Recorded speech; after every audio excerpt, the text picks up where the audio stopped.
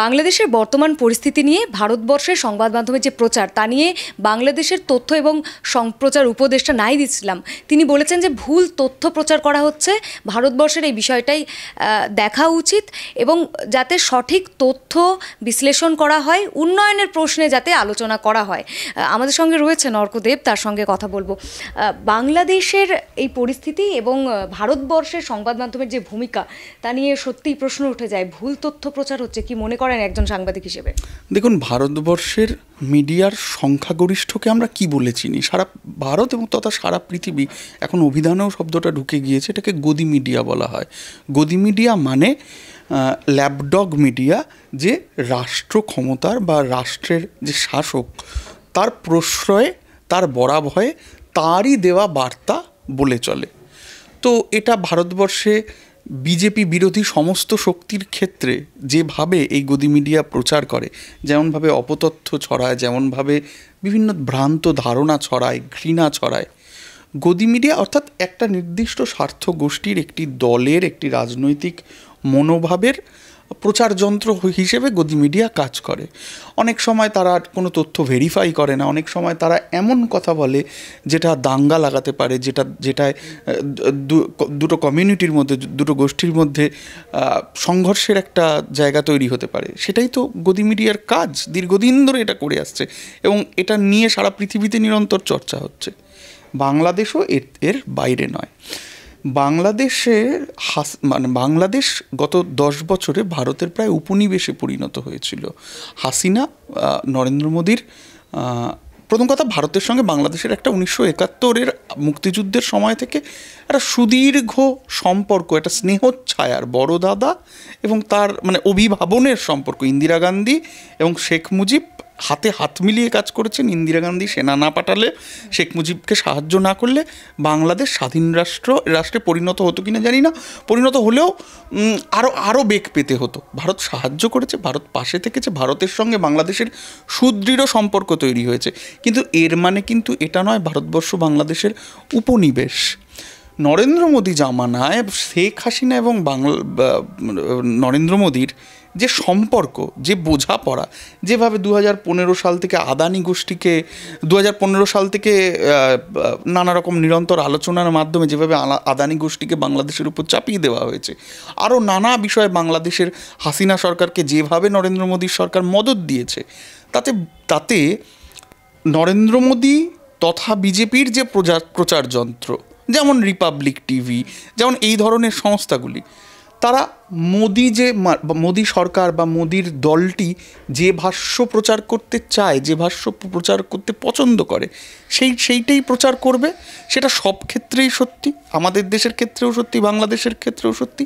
ফলে বাংলাদেশের ক্ষেত্রে অবজেক্টিভ নিউজ প্রচার না করে, আপনি কি একটি মিডিয়াতেও দেখেছেন ভারতবর্ষের, আপনি সাংবাদিক, আপনাকেই আমি প্রশ্ন করছি যে আপনাকে দেখতে, যে গত 10 বছরে নির্বাচনকে বাংলাদেশে কিভাবে প্রহসনে পরিণত করেছেন শেখ হাসিনা।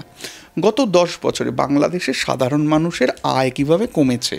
গত 10-12 বছরে শেখ হাসিনার সরকার কিভাবে দেশের টাকা বিদেশে পাচার করেছেন। গত 10 বছরে বারবার শেখ হাসিনা কিভাবে সংখ্যালঘুদের ওপর, ধর্মীয় সংখ্যালঘুদের উপর, হিন্দুদের উপর আক্রমণ আটকাতে ব্যর্থ হয়েছেন। শেখ হাসিনাকে একটা হিন্দু জননী, একটা সেকুলার লিডার হিসেবে দেখানো হয়, কিন্তু বাংলাদেশে মৌলবীতন্ত্রের যে বারবারন্ত, বাংলাদেশে জামাতিদের যে বারবারন্ত, সেটা শেখ হাসিনার আমলে কীভাবে একই রকমভাবে বহাল ছিল। এবং সবথেকে বড় কথা, বাংলাদেশে হুজুর পীরের যে বাড়াবাড়ি, সেটা শেখ হাসিনার আমলে কীভাবে বহাল ছিল। এবং ইনফিল্ট্রেশন বা অবাধ অনুপ্রবেশ, বাধ্যতা অনুপ্রবেশ, ভয়ে দেশ ছাড়া, এটা কেন শেখ হাসিনার আমলে কমলো না, এগুলো নিয়ে কখনো কি ভারতীয় মিডিয়া প্রশ্ন তুলেছে? এই যে সংখ্যালঘুদের সুরক্ষা নিয়েই তো বারবার প্রশ্ন তোলা হয়েছে যে আওয়ামী লীগ পরবর্তী যে হাসিনা সরকারের পতনের পর এই যে অন্তর্বর্তী সরকার থাকাকালীন সংখ্যালঘুদের ওপর অত্যাচার হচ্ছে, তাদের সুরক্ষা নিয়ে বারবার প্রশ্ন তোলা হচ্ছে মিডিয়া থেকে। এখানে দুটো ব্যাপার আছে। একটা হলো যে বাংলাদেশে সংখ্যালঘুরা বহুকাল বিপন্ন। কারা তারা? দুরকম সংখ্যালঘু রয়েছে। একটা হলো এথনিক মাইনর যারা চাকমা, যারা পার্বত্য জনগোষ্ঠী হিল এরিয়ায় থাকেন, তারা 1962-তে বাংলাদেশে যখন কোপ্তাই ডাম তৈরি হচ্ছে, বাঁধ তৈরি হচ্ছে, তখন 10,000 লোক রাতারাতি আনসেটেলড হয়ে গিয়েছিল, বাস্তুচ্যুত হতে বাধ্য হয়েছিল। তখন থেকে বাংলাদেশের মাইনররা বিপন্ন।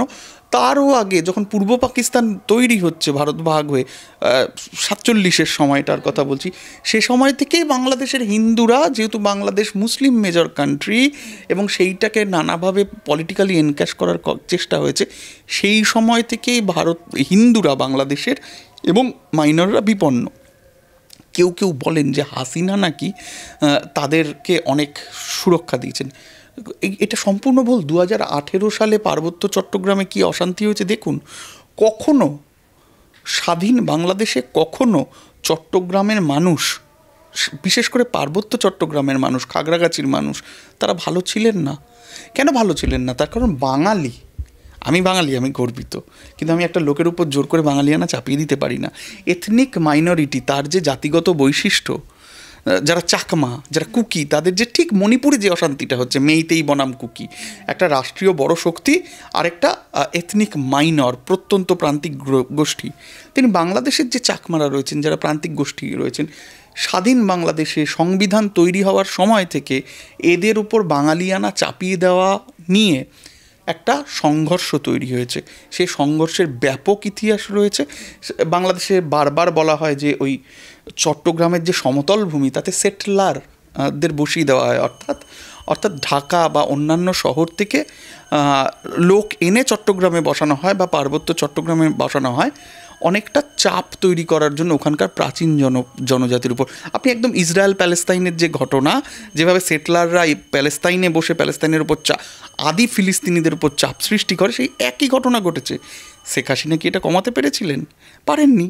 এবং হাসিনার পরবর্তী সময়ে হাসিনাকে যারা সরালেন একটা ব্যাপক অভ্যুত্থানের মধ্যে দিয়ে, তারা কি এই কাজটা করতে পেরেছে? না, তারা পারেনি। তারাও সম্পূর্ণভাবে ব্যর্থ হয়েছে।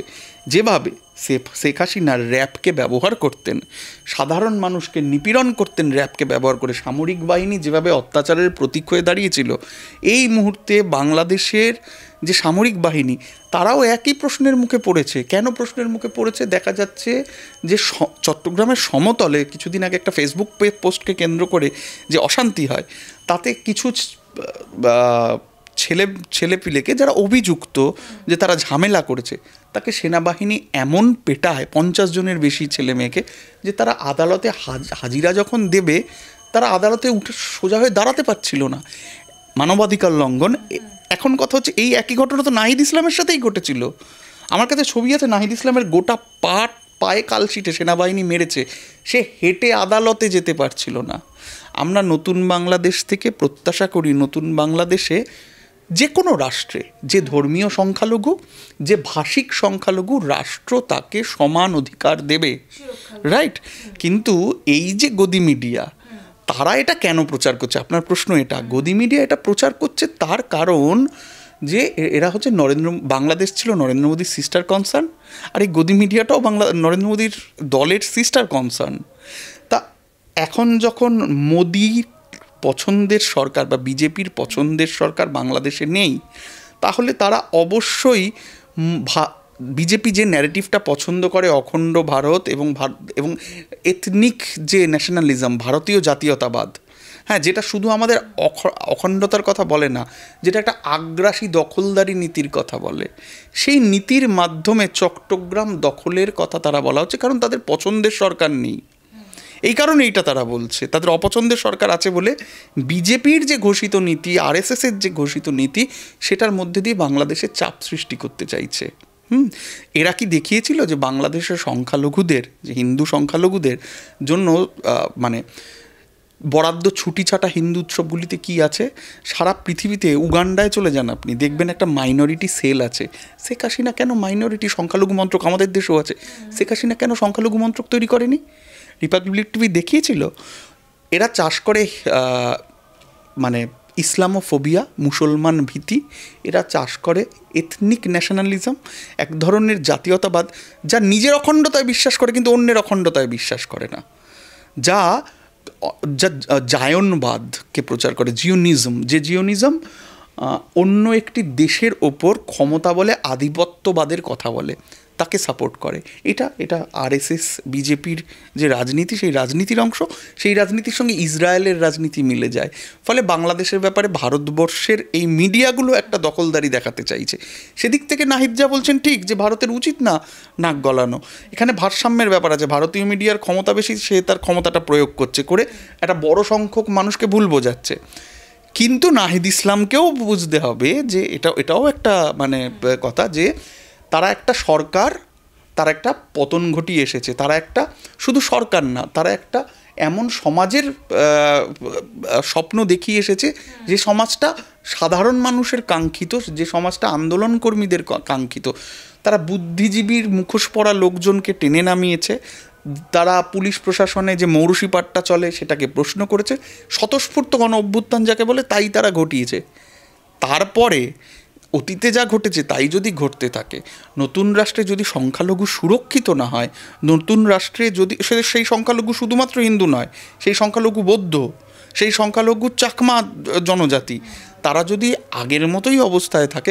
নাহিদ ইসলাম বলেছে যে, আমি দেখছিলাম তিনি বলছেন যে আমরা তো যথাসময়ে ব্যবস্থা নিয়েছি, নাহলে তো দুর্গাপুজোর সময় আরও বেশি হিংসা হতো। এই কথাটা অত্যন্ত লজ্জাজনক। এই কথাটাকে প্রশ্ন করা উচিত যে দুর্গাপুজোর সময় আরও হিংসা হতো যদি আমরা ব্যবস্থা না নিতাম। জিরো মানে হিংসার প্রতি জিরো টলারেন্স, এবং একটিও হিংসাত্মক একটা দেশে দুটো ধর্ম পাশাপাশি থাকবে, বহু ধর্ম পাশাপাশি থাকবে, এবং তাতে কোনো হিংসার পরিবেশ থাকবে না। এটাই হওয়া উচিত, এটাই কাম্য। আমি ব্যবস্থা নিয়ে হিংসা ঠেকাচ্ছি, এই ব্যবস্থাটাই একটা অভিশাপ। এই ব্যবস্থাটা কিভাবে বন্ধ করা যায়, সেটা নাহিদ ইসলামদের নতুন বাংলাদেশের ভাবতে হবে। একটা কথা খুব পরিষ্কার, যে এই বাংলাদেশ যে পথে চলেছে তারই অনেক সংকট রয়েছে, অনেক সংশয় রয়েছে। তার মানে যেটা রিপাবলিক টিভি বা এই ধরনের গদি মিডিয়া দেখাতে চায়, যে হাসিনা থাকলেই ভালো হতো, হাসিনা থাকলে বিজেপির ভালো হতো, নরেন্দ্র মোদীর ভালো হতো, আদানির ভালো হতো, হাসিনা থাকলে বাংলাদেশের ভালো হতো না,